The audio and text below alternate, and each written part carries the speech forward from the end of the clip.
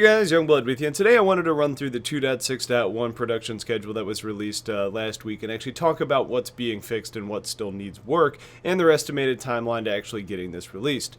Now, as of last week, the goal for 2.6.1 from a timeline perspective is to have it in a PTU state around February 6th and run it into a PTU for a little over a week and having the live release on February 16th.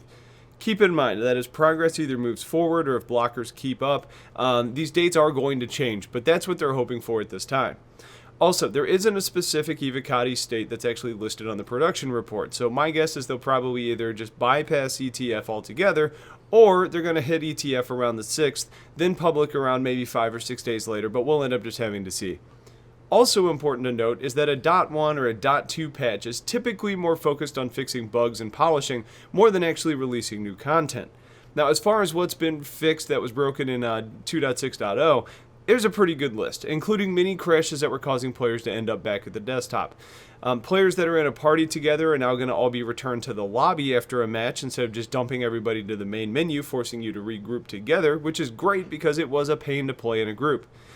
They also have implemented a pure spectator mode, which means you can now join games as a spectator and just watch the battles taking place. Not only is that kind of fun for learning new tactics and just kind of seeing how some of the better pilots are playing, but it should also let people take advantage of trying to record some pretty good footage.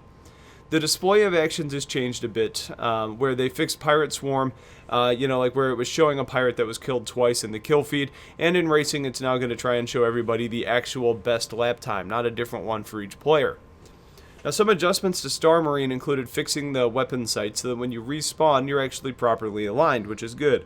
A few visual bugs were also being addressed, including things like fixing the control terminals and getting rid of a bug that left you sitting at a blank screen. A bigger change coming in as far as gameplay is concerned is that grenades now have impacts when they hit the ground or a wall. So even without an indicator, you're going to have a better audio cue that something is around you.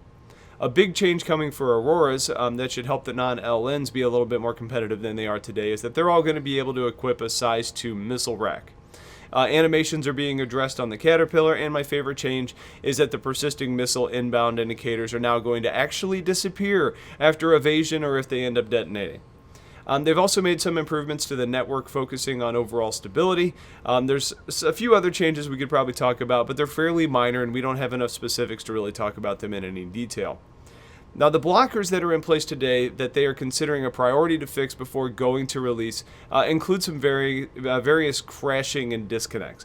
Things like the disconnect codes 7, 8, and 0, which are all painful for players to deal with, and desync, something I think we can all complain about together, is mentioned as being a priority to fix, which is great because it's very frustrating to deal with.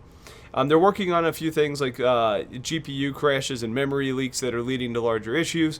Missiles are needing a bit of a work in areas like inheriting velocity from your ship and the travel of missiles being a little bit wonky and unintuitive, trying to make that actually act a little bit more like a missile really would. Balancing of ships is ongoing with plans to allow maximum afterburner on all axes of the ship, changes to the consumption rates of fuel on different ships, adjusting ship speeds a little bit more, and tweaking the weapon performance that we have in place today. So that's your update on the schedule. As we get more information, you can count on me addressing it on the channel, and hopefully we'll have another one soon. I wouldn't be surprised if we get an update today. If you have questions on any of this, please let me know. Otherwise, stay tuned for more content. Have yourselves a wonderful day, and take care.